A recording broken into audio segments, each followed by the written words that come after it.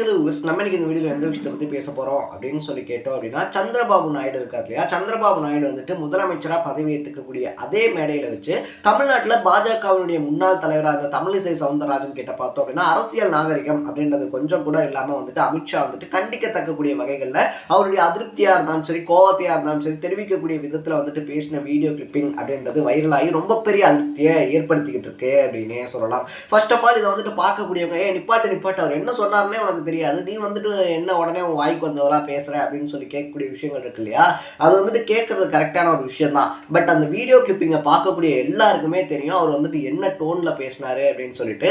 ஏன்னா தமிழிசை சவுந்தரராஜன் வந்துட்டு பார்த்தோம்னா ஒரு எக்ஸ்பிளனேஷன் அப்படின்றது கொடுக்க வரதுக்கு முன்னாடி வரைக்கும் அதெல்லாம் சொல்லாதீங்க அப்படின்ற மாதிரி தான் அந்த டோனே இருந்துச்சு.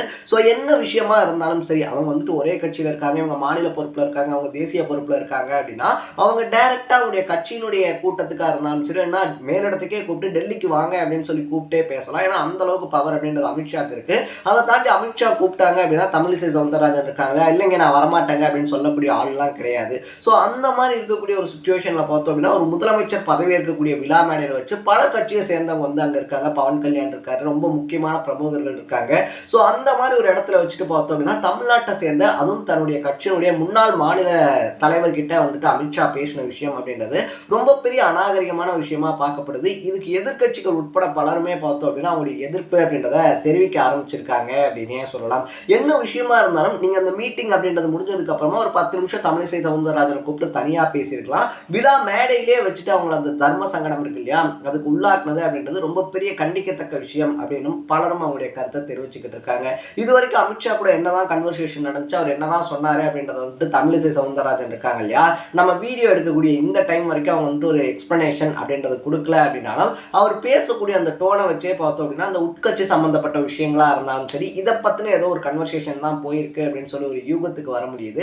ஏன்னா இப்போ வந்துட்டு தமிழ்நாட்டில் பாஜக ரொம்ப பெரிய பிரச்சனையா இருக்கக்கூடிய விஷயம் அந்த உட்கட்சி பூசல் தான் அப்படின்னே சொல்லலாம். ஸோ இந்த மாதிரியான விஷயங்கள் வந்துட்டு அது இல்லாமலும் இருக்கலாம், அந்த விஷயம் தான் அப்படின்னு சொல்லி நம்ம 100% சொல்ல கிடையாது.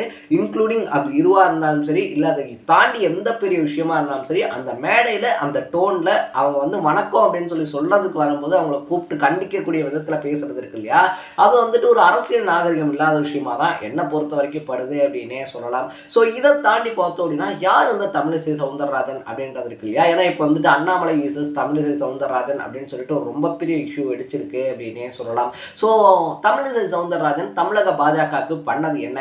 ஏன்னா ஒரு பக்கத்துல பார்த்தோம் அப்படின்னா நிர்மலா சீதாராமன் இருக்காங்க இல்லையா, அவங்க வந்துட்டு எலெக்ஷன்ல நிக்கலையா அப்படின்னு சொல்லி கேட்கும்போது என்கிட்ட எலெக்ஷன்ல நிக்கிறதுக்குலாம் காசே இல்லைங்க, எலெக்ஷன்ல நிக்கணும்னா நிறைய காசு வேணும், என்கிட்ட காசு கிடையாது அப்படின்னு சொல்லிட்டு ஒதுங்குறாங்க. பட் அவங்க மறுபடியும் பார்த்தோம் அப்படின்னா மாநிலங்களவை மூலியமா வந்துட்டு எம்பி ஆக்கி அவங்களுக்கு நிதியமைச்சர் பதவி அப்படின்றது தரப்படுது. இன்னொரு பக்கத்துல பார்த்தோம் அப்படின்னா தமிழிசை சவுந்தரராஜன் எதுக்கு டிசர்வான பர்சன் அப்படின்றதும் நம்ம தெரிஞ்சுக்க வேண்டிய ஒரு விஷயம் அப்படின்னே சொல்லலாம். ஏன்னா தமிழ்நாட்டில் பார்த்தோம் அப்படின்னா பாஜக அப்படின்ற ஒரு கட்சி இருக்கு இல்லையா, அந்த கட்சியின் மூலியமா அதிகமா ட்ரோல் செய்யப்பட்ட ஒரு நபர், அதிகப்படியான விமர்சனங்கள் அப்படின்றத வாங்கினது தமிழிசை சவுந்தரராஜன் தான். அவங்க இருக்கும்போது தான் பார்த்தோம்னா ஜல்லிக்கட்டு இஷ்யூவா இருந்தாலும் சரி, நீட் இஷ்யூவா இருந்தாலும் சரி, இந்த மாதிரி எக்கச்சக்கமான பிரச்சனைகள் அப்படின்றது தமிழ்நாட்டில் வெடிச்சிச்சு. அது எல்லாத்தையுமே சாமர்த்தியமா வந்துட்டு பார்த்தோம் அப்படின்னா ஹேண்டில் பண்ணாங்க. சாமர்த்தியமா மீன்ஸ் பார்த்தோம் அப்படின்னா யாரையும் எதிர்த்து பேசாம எரிஞ்சு விழாம, அதை தாண்டி இன்னொரு பக்கத்துல பார்த்தோம் அப்படின்னா சுப்பிரமணிய சாமி இருக்கார் இல்லையா, அவர் கொடுத்த குடைச்சல்கள், உட்கட்சி பூசல்கள், இது எல்லாத்தையுமே அட்ஜஸ்ட் பண்ணிட்டு தமிழக பாஜக தலைவர் பதவி அப்படின்றத அவங்களும் வச்சிருந்தாங்க அப்படின்னே சொல்லலாம். ஸோ பாஜகவுக்கு தமிழிசை என்ன பண்ணாங்க அப்படின்னு சொல்லி கேட்டோம் அப்படின்னா ஃபர்ஸ்ட் ஆஃப் ஆல் அதுக்கு நம்ம தமிழிசை சவுந்தரராஜன் இருக்காங்க இல்லையா, அவங்களுடைய பேக்ரவுண்ட் பத்தி தெரிஞ்சுக்கணும். ஏன்னா தமிழிசை சவுந்தரராஜன் வந்துட்டு பரம்பரையா காங்கிரஸ் குடும்பத்தை சேர்ந்த ஒருத்தங்க அப்படின்னே சொல்லலாம். அவங்களுடைய அப்பாவா இருக்கக்கூடிய குமரி ஆனந்தன் பார்த்தோம் அப்படின்னா அந்த சைட் கன்னியாகுமரி சைடு இருக்கு இல்லையா, அந்த சைட் பார்த்தோம் அப்படின்னா ரொம்ப பெரிய ஆள் அப்படின்னு தான் சொல்லணும். அவங்க நினைச்சிருந்தாங்கன்னா காங்கிரஸ்ல போயிட்டு இப்ப இருக்கக்கூடிய காங்கிரஸ் இருக்கக்கூடிய அமைப்பு இருக்கு இல்லையா, அந்த அமைப்புல ஒரு நல்ல பதவிக்கு வந்திருக்க முடியும். அது மட்டும் இல்லாம அவங்களுக்கு சீட் எம்எல்ஏ சீட்டா இருந்தாலும் சரி, இல்லை எம்பி சீட்டா இருந்தாலும் சரி, திமுக கூட்டணியும் காங்கிரஸ் இப்ப நல்ல நிலைமையில இருந்தாங்க, அப்பயுமே நல்ல நிலைமையில தான் இருந்தாங்க. ஸோ அவங்க ஈஸியா எம்எல்ஏவாவோ எம்பியாவோ பார்த்தோம் அப்படின்னா அப்பா மூலியமா ஆயிருக்க முடியும் அப்படின்னே சொல்லலாம்.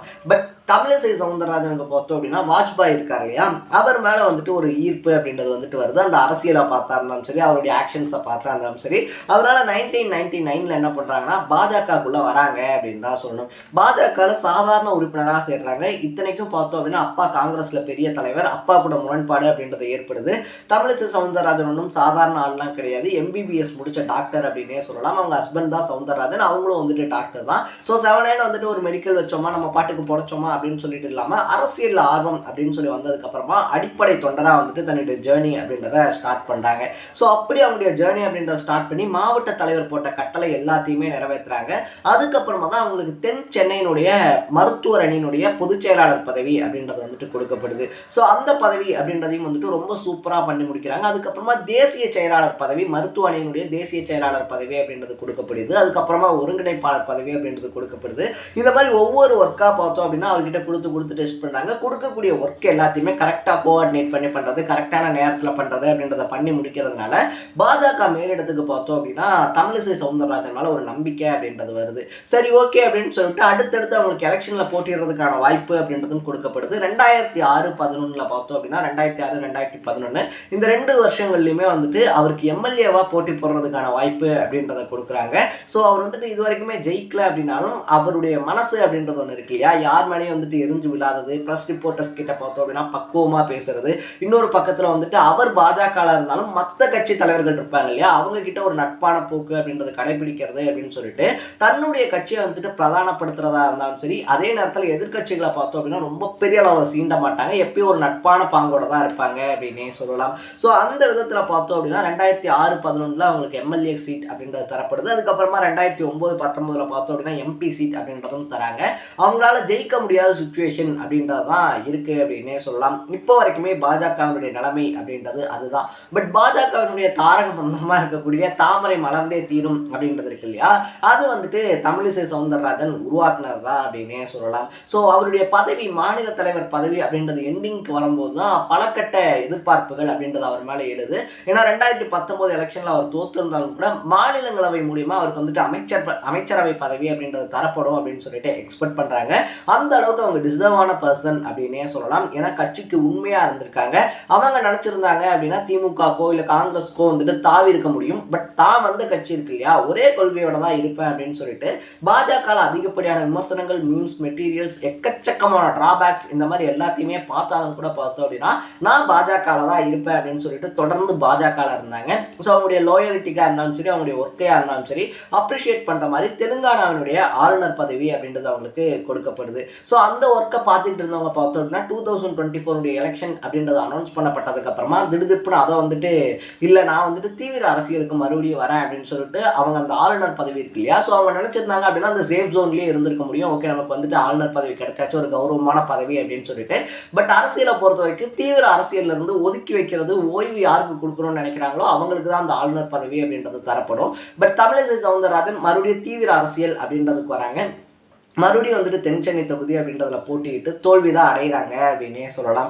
தோல்வி அடைஞ்சதுக்கு அப்புறமா அவங்க கொடுத்த ஒரு பேட்டி இருக்கு இல்லையா, நான் வந்துட்டு மாநில தலைவராக இருந்த வரைக்கும் குற்றவாளிகளுக்கு வந்துட்டு இடம் கொடுக்க மாட்டேன் அப்படின்னு சொன்னதா இருந்தாலும் சரி, இன்னொரு பக்கத்துல நான் வந்துட்டு மாநில தலைவராக இருந்த வரைக்கும் பார்த்தோம் அப்படின்னா நான் கூட்டணி அப்படின்றத வலுவா வச்சிருந்தேன். இந்த டைம் கூட்டணி இல்லாததுனால தான் நாங்கள் தோத்துட்டோம், கூட்டணி வச்சிருந்தா மேபி ஜெயிச்சிருப்போம் அப்படின்னு சொன்னதும் தான் உட்கட்சிக்குள்ள ரொம்ப பெரிய சலசலப்புகளை ஏற்படுத்தியிருக்கு. அண்ணாமலை விசஸ் தமிழிசை சவுந்தரராஜன் சொல்லிட்டு ஒரு வாரம் ஸ்டார்ட் ஆயிருக்கு அப்படின்னே சொல்லலாம். ஸோ என்ன நடக்குது, என்ன உட்கட்சி பூசல் அப்படின்னு சொல்லிட்டு பாஜக தலைமையே பார்த்தோம் அப்படின்னா அறிக்கை கேட்கக்கூடிய அளவுக்கு பிரச்சனை ரொம்ப சீரியஸ் ஆயிருக்கு அப்படின்னே சொல்லலாம். ஸோ இதை பற்றி தான் அமித்ஷா பேசியிருக்காரு அப்படின்னு சொல்லப்படுது. ஸோ அவர் பேசின பாயிண்ட் கரெக்டாக இருந்தாலும் பேசின இடம் தப்பு அப்படின்றது தான் பலருடைய பாயிண்டாகவும் இருக்கு.